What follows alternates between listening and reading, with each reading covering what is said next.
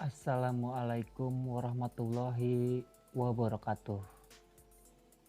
Perkenalkan, nama saya Sandrawala, mahasiswa S1 Institut Setiami, kampus Depok B, gedung B, kelas karyawan.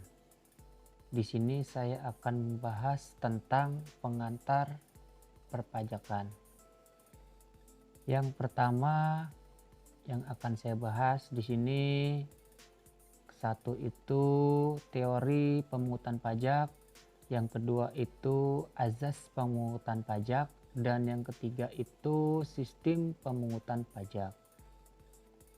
Sebelum saya membahas tentang teori pemungutan pajak, saya ingin memberikan pengertian apa sih itu pajak. Berbicara masalah pajak, pasti kita harus tahu juga bahwa pajak itu ada hukum pajaknya, ada dasar-dasar hukum pajak, definisi pajak, dan manfaat uang pajak itu sendiri. Apa sih hukum pajak itu? Hukum pajak itu ada yang mengatur antara hubungan masyarakat si pembayar pajak dan negara si pemungut pajak. Di Indonesia ini, kenapa sih ada pemungutan pajak? Untuk menambah pendapatan negara dan daerah yang nantinya agar dapat digunakan untuk pembangunan infrastruktur suatu daerah atau negara. Jadi di sini kita harus wajib membayar pajak supaya pembangunan infrastruktur kita bisa lancar dan baik pula ke depannya. Di sini apa pajak dipungut dengan semena-mena? Tentu jawabannya tidak. Karena pelaksanaan pemungutan pajak di Indonesia berdasarkan pasal 23 Undang-Undang 1945 yang berbunyi, pajak dan pungutan lainnya yang bersifat memaksa untuk keperluan negara diatur dengan undang-undang. Saya akan ke materi selanjutnya, yaitu tentang teori pemungutan pajak. Teori pemungutan pajak ini ada 5. Yang pertama itu teori asuransi, yang kedua itu teori kepentingan, dan yang ketiga itu teori bakti, dan yang keempat itu teori daya beli, dan yang kelima adalah teori daya pikul. Saya akan membahas teori asuransi. Pemerintah di sini bertindak sebagai pihak penanggung yang berkewajiban untuk menjamin dan melindungi keselamatan warga negaranya.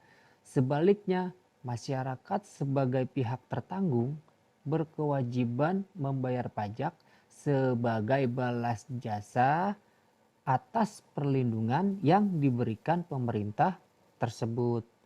Teori asuransi ini mempunyai prinsip dalam hal timbul kerugian tidak ada pergantian dari negara secara langsung.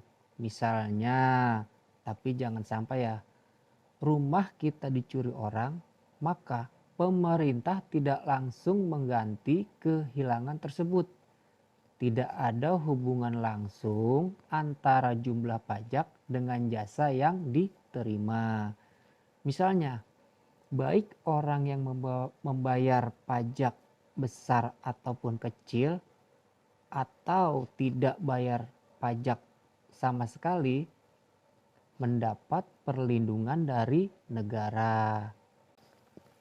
Nah, yang kedua saya akan membahas tentang teori kepentingan. Di sini negara menjaga atau melindungi kepentingan jiwa dan harta benda warganya, maka sudah selayaknya biaya-biaya yang dikeluarkan oleh negara untuk menunaikan kewajibannya dibebankan kepada mereka. Orang kaya memiliki kepentingan lebih besar dalam perlindungan hartanya, membayar pajak lebih besar pula. Sementara yang berpenghasilan kecil membayar pajak yang kecil juga. Teori kepentingan mempunyai kelemahan. Kelemahan dari teori kepentingan ini adalah banyak yang menyanggah karena dirancukan atau dikacaukan oleh definisi retribusi. Jika dilihat dari kepentingan, seharusnya baik orang kaya ataupun orang miskin sama-sama mempunyai kepentingan yang sama dan besar. Seharusnya tidak ada perbedaan dalam besarnya pungutan pajak itu sendiri. 3, saya akan membahas tentang teori bakti atau hak mutlak. Di sini negara sebagai penyelenggara pemerintahan mempunyai tanggung jawab untuk menyelenggarakan kepentingan umum, melindungi, mengayomi, dan menjamin keselamatan bagi setiap warga negaranya.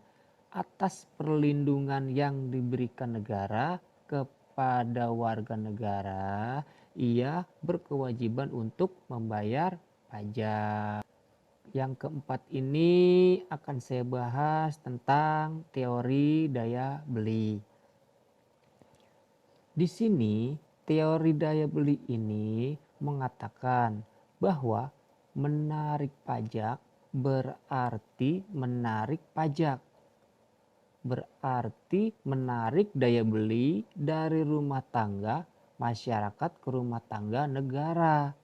Selanjutnya, negara akan menyalurkannya kembali ke masyarakat dalam bentuk pemeliharaan kesejahteraan masyarakat.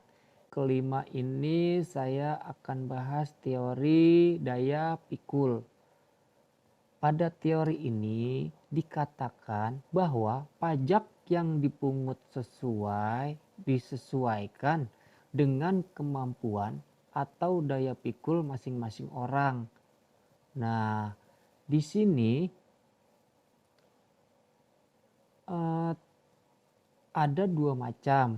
Yang pertama itu adalah unsur objektif.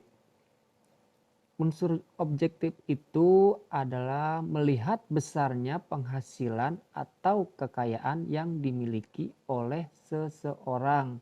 Contoh di sini, si A dan si B sama-sama belum berkeluarga dan memiliki penghasilan yang sama, maka otomatis pajak yang ditanggungnya juga sama besarnya. Yang kedua itu ada unsur subjektif. Unsur subjektif itu melihat kebutuhan material yang harus dipenuhi oleh seseorang. Contohnya nih, si A dan si B sama-sama memiliki penghasilan Rp 2 juta. Akan tetapi si A sudah memiliki 3 orang anak. Sedangkan si B ini belum menikah. Maka pajak yang ditanggung kedua orang tersebut tentulah berbeda. Karena daya pikulnya juga pasti berbeda. Yang kedua ini saya akan membahas tentang azas pemungutan pajak. Adam Smith dalam bukunya Wealth of Nations mengemukakan ajarannya sebagai azas pemungutan pajak, yaitu yang pertama azas equality atau keadilan. Maksudnya adalah adanya keseimbangan atau keadilan pajak yang dipungut seimbang dengan penghasilan yang dinikmati masing-masing, tidak boleh diskriminasi dalam keadaan yang sama, wajib pajak dikenakan pajak yang sama. Yang kedua itu azas completeness of payment. Maksudnya adalah pajak dipungut sedekat mungkin dengan diterimanya penghasilan yang bersangkutan. Yang ketiga itu ada azas certainty, kepastian hukum. Maksudnya adalah adanya kepastian hukum mengenai subjek, objek, besarnya pajak, dan juga ketentuan mengenai waktu pembayarannya. Yang keempat itu ada azas efisiensi. Maksudnya adalah bahwa besarnya pajak yang dimaksud atau dipungut harus lebih besar dari biaya pemungutan pajak tersebut. Azas pemungutan pajak dibagi menjadi 3. Yang pertama itu adalah azas domisili atau tempat tinggal. Azas yang menganut cara pemungutan pajak yang tergantung pada tempat tinggal atau domisili di mana wajib pajak tersebut berada, tanpa melihat di mana ia memperoleh penghasilan tersebut. Dan yang kedua ini adalah azas sumber. Azas yang menganut cara pemungutan pajak yang tergantung pada adanya sumber penghasilan di suatu negara tanpa melihat di mana wajib pajak tersebut berada atau bertempat tinggal. Dan yang ketiga ini ada azas kebangsaan. Nah, di sini azas yang menganut pemungutan pajak yang dihubungkan dengan kebangsaan suatu negara. Yang ketiga ini kita membahas tentang sistem pemungutan pajak. Di sini yang pertama ada full self assessment system, official assessment, withholding system, state sale nyata atau fictive state sale anggapan atau fictive state sale campuran. Dan yang ketiga ini perlawanan pasif dan perlawanan aktif. Yang keempat ini penggolongan pajak. Yang kelima ini pajak pusat dan pajak daerah, pajak langsung dan pajak tidak langsung, pajak subjektif dan pajak objektif. Ya, yang pertama ini kita bahas adalah full self assessment system. Merupakan sistem pemungutan pajak yang membebankan penentuan besaran pajak yang perlu dibayarkan oleh wajib pajak yang bersangkutan. Dengan kata lain, wajib pajak merupakan pihak yang berperan aktif dalam menghitung, membayar, melaporkan besaran pajaknya ke kantor pelayanan pajak atau KPP atau melalui sistem administrasi online yang sudah dibuat oleh pemerintah. Di sini full self assessment system mempunyai ciri-ciri. Yang pertama itu penentuan besaran pajak terhutang dilakukan oleh wajib pajak itu sendiri. Yang kedua itu wajib pajak berperan aktif dalam menuntaskan kewajiban pajaknya mulai dari menghitung, membayar, hingga melaporkan pajak.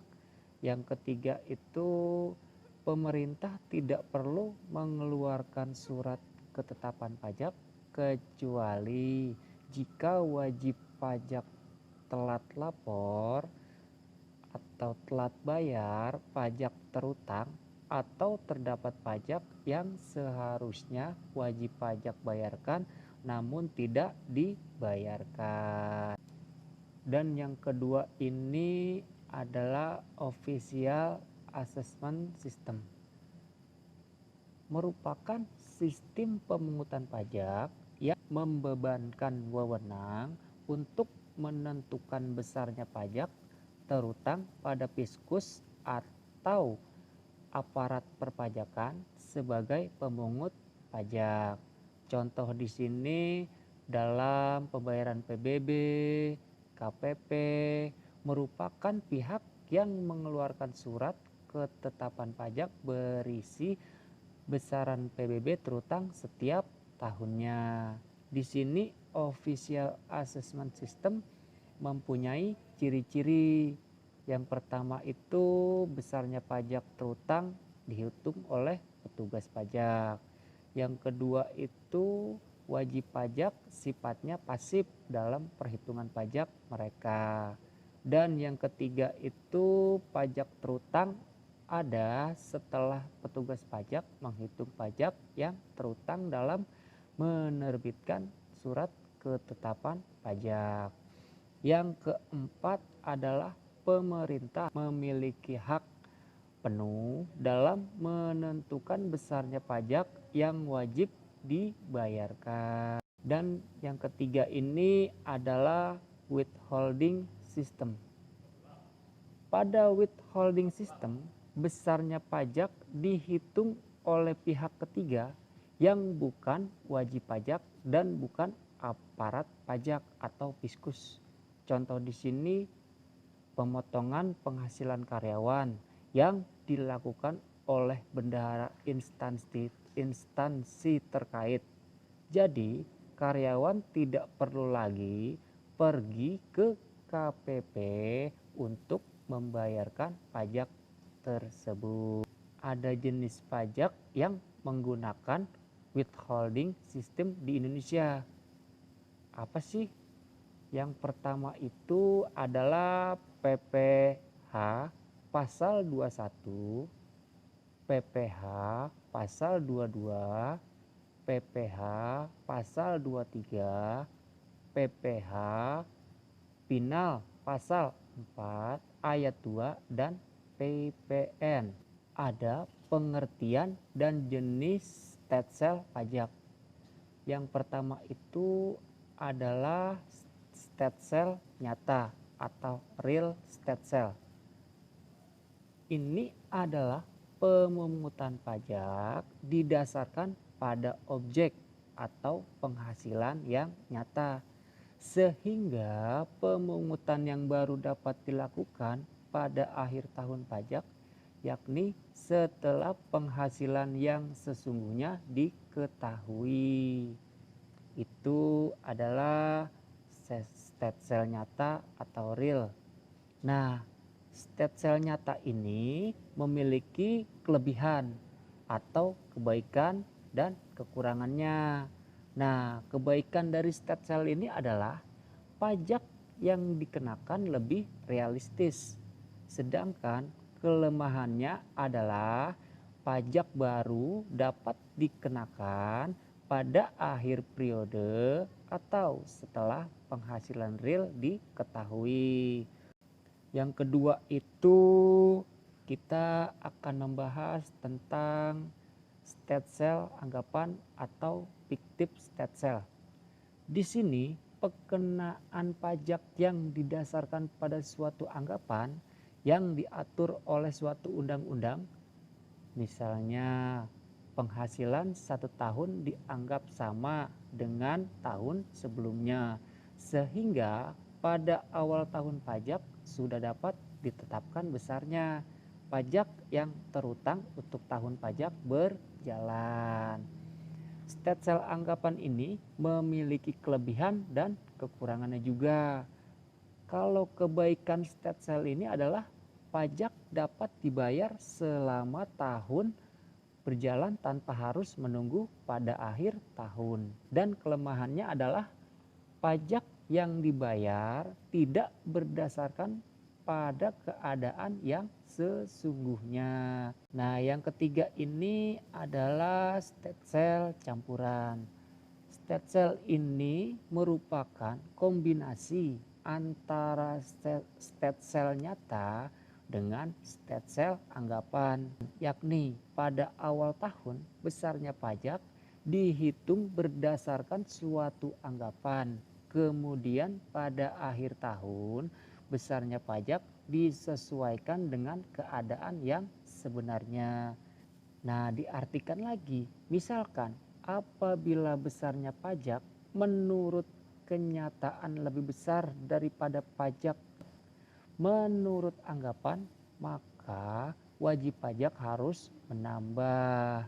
Sebaliknya, jika besarnya pajak menurut kenyataan lebih kecil daripada pajak menurut anggapan, maka wajib pajak dapat minta kembali kelebihannya atau direstitusi, dapat juga dikompensasi. Apa sih dalam kendala yang dihadapi dalam pemungutan pajak?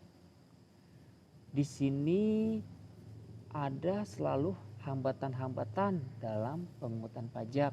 Apa sih hambatannya? Nah, yang pertama ini adalah perlawanan pasif. Perlawanan pasif ini adalah hambatan-hambatan yang mempersukar dalam pembayaran pajak tersebut. Di antaranya, satu itu perkembangan intelektual seperti kurangnya kesadaran membayar pajak. Terus yang kedua itu sistem perpajakan yang sulit dipahami oleh masyarakat. Dan yang ketiga itu sistem kontrol yang kurang baik yang dilakukan oleh petugas pajak atau Fiskus. Dan yang kedua ini yang paling jangan sampailah kalau kita bisa di sini. Ini adalah perlawanan aktif. Perlawanan aktif ini merupakan usaha yang dilakukan oleh wajib pajak untuk tidak membayar pajak atau mengurangi jumlah pajak yang seharusnya dibayar. Perlawanan secara aktif dalam dibagi menjadi dua. Yang pertama itu adalah penghindaran pajak atau tax avoidance. Dan yang kedua itu adalah penggelapan pajak, tax evasion. Nah, kita bahas dulu ya penggolongan pajak berdasarkan pihak yang menanggung. Yang pertama itu adalah pajak langsung. Apa sih yang dimaksud dengan pajak langsung? Pajak langsung itu adalah pajak yang pembayarannya ditanggung sendiri oleh wajib pajak dan tidak dapat dialihkan ke pihak lain. Pemungutan pajak model ini biasanya dikenakan secara berulang pada waktu-waktu tertentu. Contohnya PPh dan PBB. Yang kedua itu adanya pajak tidak langsung. Apa sih arti pajak tidak langsung itu? Pajak tidak langsung itu adalah pajak yang pembayarannya dapat dialihkan kepada pihak lain. Nah, pengenaan pajak ini hanya dalam hal-hal tertentu atau peristiwa-peristiwa tertentu saja. Contoh di sini adalah PPN, PPNBM, Bea Matrai, dan Bea Cukai. Di sini juga ada penggolongan pajak berdasarkan sifatnya. Di sini ada dua. Yang pertama itu adalah pajak subjektif. Yang kedua itu adalah pajak objektif. Kita bahas yang pertama dulu yaitu pajak subjektif. Pajak subjektif itu adalah pengenaan pajak dengan pertama-tama memperhatikan keadaan wajib pajak atau subjeknya. Contoh di sini dalam penghitungan pajak penghasilan, jumlah tanggungan wajib pajak dapat mengurangi jumlah penghasilan yang dikenakan pajak itu sendiri. Dan yang kedua ini adalah pajak objektif. Apa sih pengertian dari pajak objektif ini? Adalah pajak yang dalam pengenaannya pertama-tama memperhatikan objek terlebih dahulu. Pajak yang selain daripada benda dapat pula berupa keadaan, perbuatan, atau peristiwa yang menyebabkan timbulnya kewajiban membayar. Nah, contoh di sini yaitu pajak pertambahan nilai atau PPN. Tidak melihat apakah wajib pajak tersebut memiliki tanggungan atau karena kalaupun ada tanggungan, hal itu tidak dapat menjadi pengurang dan mengurangi jumlah pajak terutang. Nah, di sini ada pembagian pajak. Yang pertama itu adalah pajak pusat dan yang kedua itu adalah pajak daerah. Apa sih pajak pusat itu? Pajak pusat itu adalah pajak yang dipungut dan dikelola oleh pemerintah pusat dan hasilnya digunakan untuk membiayai pengeluaran rutin negara dan untuk pelaksanaan pembangunan APBN. Contoh di sini PPH, PPN, PPNBM, PBB, BPHTB, dan Bea Matrai. Dan yang kedua ini adalah pajak daerah. Apa sih pajak daerah itu? Pajak daerah itu adalah yang dipungut dan dikelola oleh pemerintah daerah dan hasilnya untuk membiayai pengeluaran dan pembangunan daerah atau APBD. Contoh di sini adalah PKB, pajak bangsa asing, pajak tontonan, pajak reklame, dan lain-lain. Itu adalah penjelasan dari materi pengantar perpajakan. Di sini jadi kita sebagai warga negara Indonesia harus selalu taat membayar pajak supaya pembangunan infrastruktur pemerintah ini berjalan dengan baik. Dan kalau bisa uang pajak itu jangan disalahgunakan. Lebih baik dipergunakan untuk infrastruktur pembangunan suatu daerah biar pembangunan daerah di Indonesia ini bisa merata. Itu adalah pengertian pajak dari saya. Terima kasih. Assalamualaikum warahmatullahi wabarakatuh.